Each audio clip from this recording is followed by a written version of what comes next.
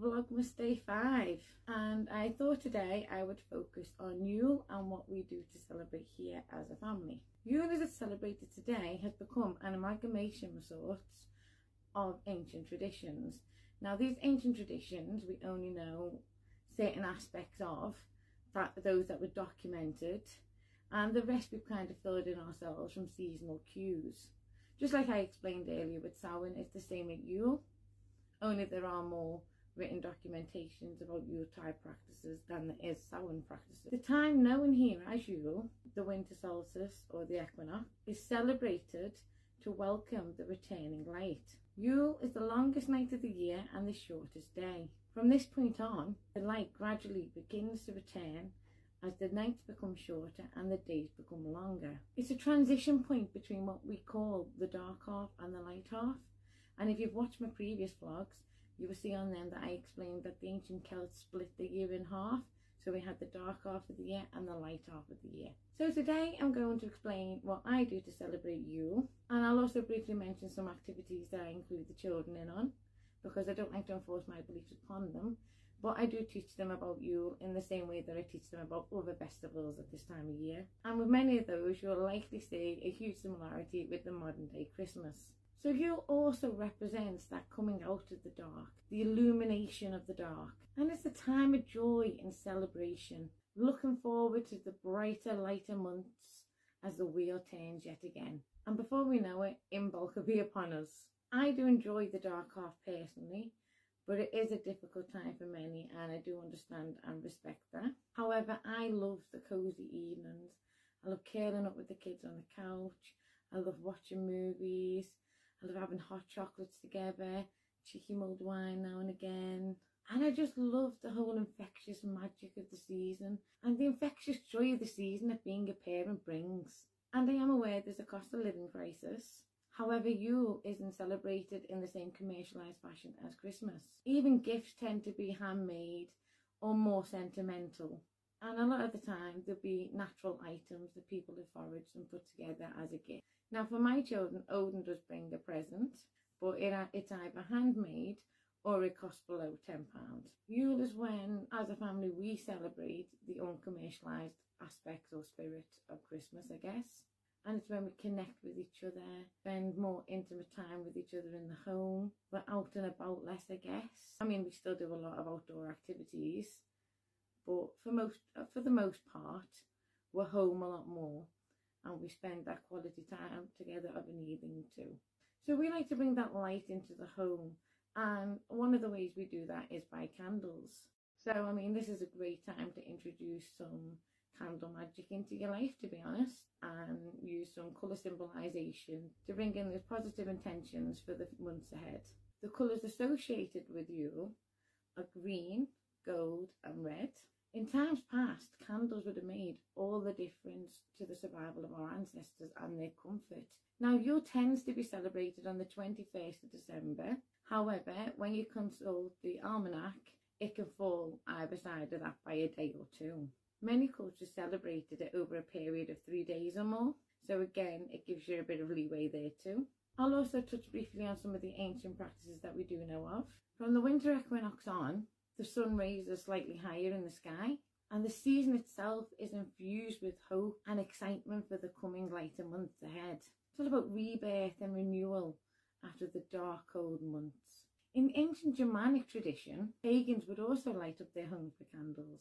However, back then, they would put real candles on their pine trees. But again, that's where many people suspect that we get our fairy-like tradition from. The Norse pagans would light bonfires, and they would also bring trees into the home, and they would be evergreens, usually pine, but evergreens, and they would adorn them with decorations to represent the returning of the sun. And they also had our Yule log, and in them countries it was referred to as Jol or Jule. The trees would be decorated with orb-shaped objects to represent the sun itself. And obviously our modern day baubles tend to be orb-shaped. They would celebrate it over a 3-day period. And we have records of big feasts and communal gatherings and drinking. But we don't actually have much record of what they did ritually or spiritually. The sagas do, however, give some insight, So they're always worth looking into because they're a great read and they're really interesting, and it's a great way of getting to know the myths of the past and how our ancestors would have celebrated. So we obviously have a tree in our home to represent that evergreen energy of abundance, fertility, renewal, strength, endurance and health. And you'll probably see over the next few weeks we'll be making our own decorations for it as well.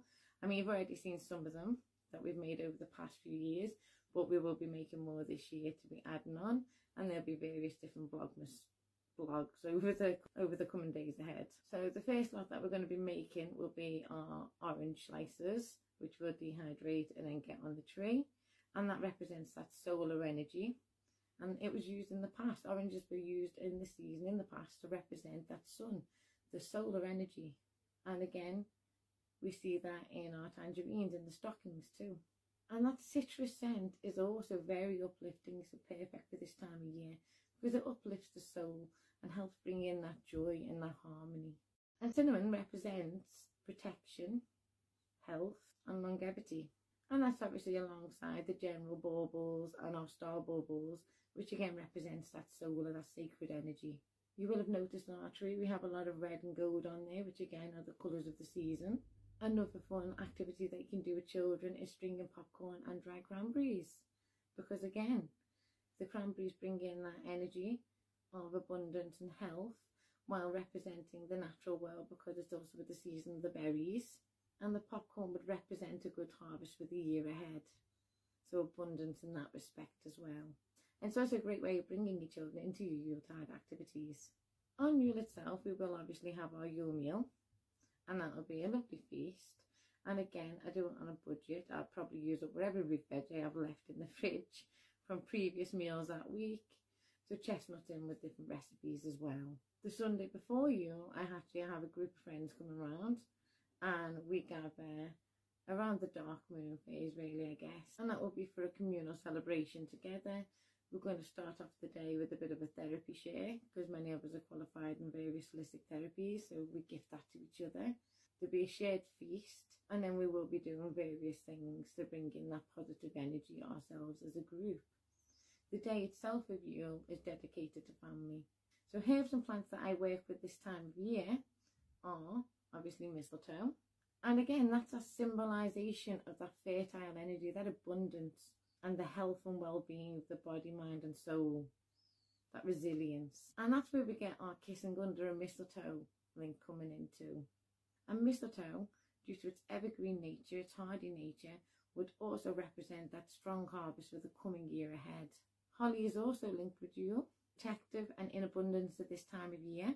And pine is one of my favourite herbs. It's a wonderful plant to connect with, especially after these long, dark, cold nights, when so many of us have been isolated at home too, due to the weather, due to circumstances. So this is a wonderful plant to bring in because it really does uplift those moods. And pine also has lots of potent antiviral properties for this time of year. It is a fantastic one for overall health and well-being through the cold months. Another fun activity to do with your children is to tie your wishes to the tree, and this again is all about intention and bringing in that positive intention, and you're putting it next to all your positive representations and symbology that's already on the tree, so it ties all that energy together nicely. And as a family we'll do this on Yule itself, and then when we take the tree down we'll take them wishes outside and we'll offer them to the gods by burning them. Now another take on that is the tradition with bay leaves, and you can do the same thing with them. You can write your wish on a bay leaf and you can burn it, and that is going to be an activity that we're doing at the Sunday group meeting as well, so we'll all be doing that together there as a group. I've already mentioned red, green and gold candles and why we would bring them colours of candles into the home. And obviously our candles can also be adorned, decorated, anointed with oils and even engraved. Incense that I burn this time of the year is frankincense, and this is for its cleansing, protective and uplifting properties. Myrrh, again, great for overall health and well-being. And pine. And then obviously there's the tradition of the Yule log, which I also include the children in the making of. And we do a food variation of it, a chocolate cake one. And then our more traditional Yule log made out of wood. And we decorate that as a family together as well. Once it's burned, we keep a piece of that for the following year and use that as kindling to light next year's Yule fire. And then we've got homemade baubles, and this is an activity my children really enjoy. And now they just make basic Christmas baubles to go on the tree. However, I like to incorporate my Yuletide practices into my bauble making as well. And these are sometimes called witches' balls. And these are protective baubles made with intention. They are then hung in the windows to attract that energy in.